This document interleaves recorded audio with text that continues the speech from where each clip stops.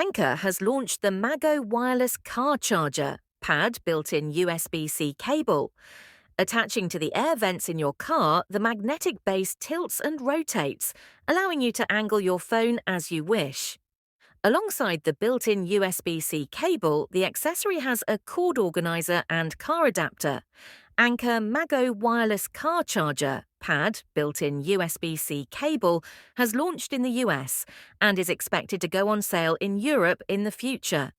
The accessory is designed to attach to horizontal or vertical air vents, using magnets to hold your iPhone in place while you are driving. This wireless car charger offers 15W wireless charging, which is said to provide a 20% charge to an iPhone 15 Pro in around 15 minutes. The magnetic base can be tilted to adjust the angle and rotated 360 degrees, allowing you to find the perfect position. The Qi 2 certified wireless charger has a cord organizer, a 25W car adapter, and a 5 feet, approximately 5M, built-in USB-C cable. It does not appear that this cable is replaceable.